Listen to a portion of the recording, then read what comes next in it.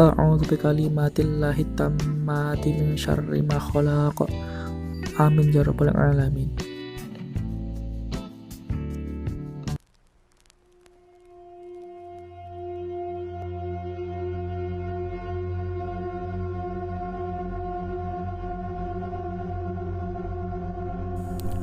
Mendengar hal itu, tentu Nita ingin mengatakan perihal apa yang juga baru dia lihat di balik pintu kamar mandi. Namun urung, karena atmosfer di dalam kamar itu benar-benar terasa tidak menyenangkan. Semalaman Nita tak bisa tidur dengan nyenyak. Matanya melihat ke langit-langit. Di sudut langit-langit kamar pun beberapa kali Nita terpaku melihat ke arah bekas air hujan yang meninggalkan bercak kecoklatan.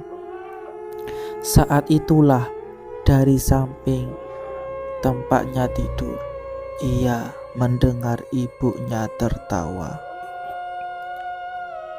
Cara ibunya tertawa juga terdengar berbeda, seperti tertahan. Begitu Nita menoleh, ia terhenyak. Rupanya ibu sudah terlelap sejak tadi. Baru itulah Nita mengerti tempat ini benar-benar membuat nyalinya menjadi ciut. Ia memaksakan diri sebelum benar-benar akhirnya tertidur lelap. Keesokan harinya, barulah ada seorang bapak tua datang.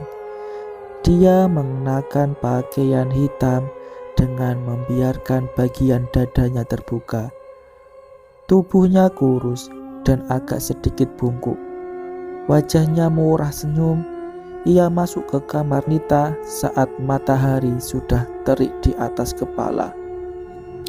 Yang dilakukan pertama, tentu saja bertanya bagaimana Nita bisa mendapati patah tulang yang menurutnya cukup ganjil ini. Nita lalu menceritakan semua, namun wajah si bapak tak terlihat tepat ke arah Nita, melainkan seperti melihat ke sekat kosong yang ada di balik punggung Nita. Bapak itu rupanya yang biasa dipanggil sebagai Mbak Pak Mandet, pemilik sekaligus orang yang menjadi pamong di Sangka Putung ini. Terakhir, sebelum Pak Mandet pergi, ia meraba bagian menonjol tulang Nita, lalu bertanya, apakah sakit ketika memegangnya seperti ini? Nita tak berkata apa-apa. Sebenarnya sejak semalam rasa ngilu ini semakin terasa sakit sampai membuat Nita nyaris terasa benar-benar tersiksa. Namun anehnya ketika dipegang oleh Pak Mandet, tak ada rasa sakit sama sekali. Nita hanya menggeleng-gelengkan kepala sebelum Pak Mandet berkata kepada Nita, "Rong dino engkas yo nduk, bar kuwi belungmu bakal mari. 2 hari lagi ya nak, baru itu tulangmu selesai. Tenang, bakal onok sing ngruwat awakmu. Tapi tenang saja, akan ada yang mengurusi dirimu." Ibu Nita ingin bertanya lebih jauh maksud kata-katanya, namun Pak Mandet sudah melangkah pergi. Setelahnya barulah mereka diberitahu untuk membayar sewa kamar selama 7 hari di tempat ini, dan pengobatannya baru bisa dilakukan hari lusa. Ada banyak pertanyaan ibu Nita yang belum terjawab, namun kemudian ia urungkan. Karena entah kenapa wajah wanita yang menghalangi dirinya nampak dingin dan tak menyenangkan. Singkatnya, setelah pertemuan dengan Pak Mandet, tangan Nita sering diolesi semacam minyak yang beraroma wangi menyengat. Tak hanya itu saja, selama pengolesan, si wanita seperti membaca sesuatu yang tak dimengerti oleh Nita sendiri. Ia juga melotot seakan membenci kehadiran Nita. Selama tinggal di sana, sebenarnya Nita merasa tidak nyaman. Dari berbagai sudut kamar, seperti ada yang memperhatikan dirinya. Namun, Nita tak bisa melihatnya. Ibunya juga seperti merasakan hal yang sama, sehingga ketika waktunya sholat, ia keraskan suaranya untuk memberi peringatan. Pada malam kedua, entah kenapa wajah ibunya nampak gelisah. Beberapa kali dia menghadap ke jendela. Nita mencoba menenangkan wanita itu, dan ketika wanita itu menoleh, ia lalu berkata, "Ibu tak metu dulu yo nduk, kowe rapopo to ning kene ijen. Ibu mau keluar sebentar." Nita awalnya ragu. Ia tahu ibunya sedang menyembunyikan sesuatu. Namun, ia tak bisa menolak. Sepertinya ada yang harus beliau lakukan. Nita mengangguk melihat wanita itu pergi setelah menutup pintu. Langkahnya kian terdengar menjauh. Sementara Nita kini tertuju menatap ke pintu WC. Selama ibunya pergi, Nita hanya duduk di atas kasur. Beberapa kali terlihat dirinya menoleh melihat ke arah pintu kamar, berharap ibunya akan segera datang. Namun sayangnya, wanita itu tak kunjung kembali, sementara jam di dinding menunjukkan waktu yang semakin larut. Sialnya lagi, tiba-tiba perut Nita mendadak mulas. Ia lalu berdiri sembari berjalan perlahan menuju WC yang hanya cukup untuk satu orang. Ia pikir sebentar lagi juga ibunya pasti sudah kembali. Nita menutup pintu, mengunci dengan engsel kayu pada pintu, berusaha menjaga agar tangannya berada di area aman karena WC jongkok itu jauh lebih sempit dari WC yang ada di rumahnya. Di sanalah sejenak Nita merasa tenang. Rupanya tempat ini tak semenakutkan yang dia kira. Namun, belum lama lagi perasaan itu timbul kembali. Nita menatap pintu kayu. Karena lebih tipis dibandingkan kerangkanya, beberapa kali Nita melihat bila pintu tersebut seperti didorong sangat pelan, sehingga menimbulkan suara ketukan yang tak menyenangkan. Di sini Nita kemudian terpikir untuk membuka saja pintunya, sehingga tak ada lagi ketukan. Ketika Nita melepas engsel kayu, ia menarik tipis pintu menjaganya di dalam jangkauan agar dari luar WC pintu tersebut tetap berguna menutupi dirinya yang sedang membuang hajat di lain hal. Nita tak perlu lagi mendengar ketukan tak menyenangkan akibat dorongan angin dalam kamar. Tapi ketika Nita sudah membuka tipis pintu kayu tersebut, ia bisa melihat isi dalam kamarnya. Di sana ia dikejutkan dengan kehadiran seseorang yang mengenakan mukena milik ibunya. Sedang dalam posisi tahiyat, Nita tentu tersentak. Ia tak mendengar suara pintu kamarnya terbuka. Nita tentu saja terdiam. Ia ingin segera menyelesaikan hajatnya, namun keraguan juga menguat dalam dirinya. Entah kenapa tubuhnya seperti menolak untuk melihat lebih dekat sosok yang dirinya sedang tatap.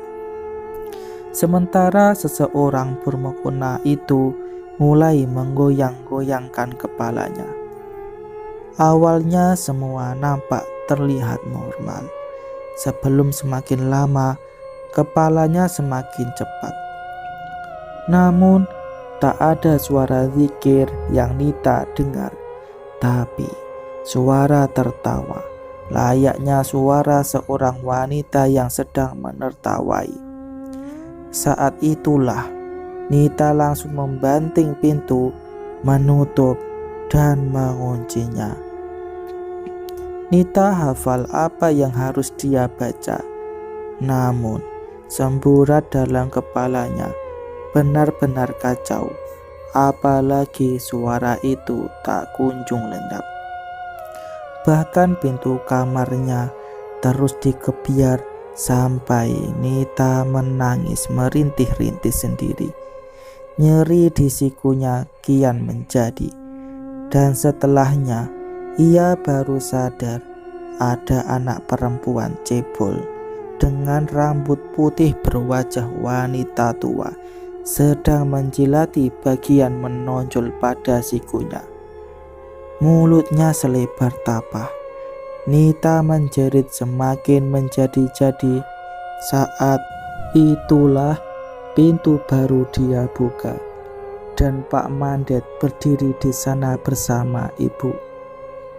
Pak Mandet menutupi mata Nita menggunakan tangannya, sementara ibunya seketika mengunci pintu kamar. Tak lama, kepala Nita diruat menggunakan kain halus putih seperti serat kafan. Barulah Pak Mandet mengatakan, "Tahan Yunduk, iki bakal loro sak loro-lorone selama kue urip." Pak Mandet mengucuri siku Nita dengan air minyak dari botol kecil, lalu menutupinya juga dengan kain kafan putih. Disinilah keanehan terjadi. Kain putih itu berubah warna menjadi hitam pekat. Selain itu ada noda darah yang keluar dari sana. Kemudian Pak Mandet mengurut tangan Nita. Awalnya dengan lembut, lalu kemudian beliau memberi isyarat agar kepala Nita yang sedang dibuntal dengan kain itu dipeluk oleh ibunya. Pak Mandet lalu menarik antara tangan dan lengannya dengan kedua tangannya. Ia membuat tonjolan itu tertelan ke dalam posisinya. Setelah Pak Mandet menariknya paksa dengan sekuat tenaganya, Nita menjerit layaknya orang kesetanan sampai suaranya kebas serak. Setelahnya baru Pak Mandet benturkan tulangnya hingga menimbulkan suara yang keras. Setelahnya Nita baru terhempas pingsan. Rupanya sejak awal baik Pak Mandet dan wanita itu tahu bila jatuhnya Nita bukan perkara kesalahannya yang tak bisa melompat turun dari atas bak truk, melainkan ada sosok penunggu tanah lapang yang sejak awal mau mencelakai Nita yang malang tersebut. Rupanya sejak awal baik Pak Mandet dan wanita itu tahu Selain itu, ada beberapa yang harus dilakukan Pak Mandet di sini yang lebih tidak dimengerti oleh Nita. Ibunya ikut turut adil dalam melaksanakan ritual di rumah sangkal putung ini. Jadi, ketika Nita sudah sadar, ia bertanya, di mana sosok yang mengganggunya itu sekarang berada. Pak Mandet lalu memandang ruang kosong di belakang Nita. Ia lalu berkata, jauh, dia gak bakalan ganggu kowe meneh. Jauh, dia tidak akan mengganggumu lagi. Meski tidak puas dengan jawaban tersebut, Nita mencoba mengerti alasan di balik rahasia ini. Namun, ia masih memiliki pertanyaan lain. Hal ini soal seseorang yang mengenakan mukena yang sempat dia lihat. Nita bertanya perihal itu. Pak Mandet tak menjawabnya. Ia hanya tersenyum, kemudian pergi. Semuanya sudah selesai setidaknya. Dan ketika Nita bersiap pulang dengan mobil kijang saudaranya, ibunya baru bercerita kalau pada malam ketika dia keluar dan kembali ke kamar Nita, ia melihat Nita sedang duduk membelakangi dirinya. Sewaktu beliau memanggil, Nita, Nit, kepalanya berputar 180 derajat. Hal itulah yang membuatnya kemudian memanggil Pak Mandet. Apapun itu, bila untuk merasakan rasa sakit yang sama, Nita tak mau lagi kembali ke sangkal putung itu, karena terlalu banyak hal yang ada di luar nalar. Di sanggar itu sangat mengerikan. Tamat. Cerita selesai. Terima kasih telah setia menyimak cerita di balik sangkal putung dari postingan Simple Man dari awal. Semoga dapat menghibur dan memaklumi kekurangan yang ada. Cerita lainnya akan diusahakan secepatnya. Semoga tidak ada kendala yang terjadi. Jangan lupa subscribe supaya notifikasinya muncul kalau ada update. Saya pamit dulu dari channel Bengkel Horor. Wassalamualaikum warahmatullahi wabarakatuh.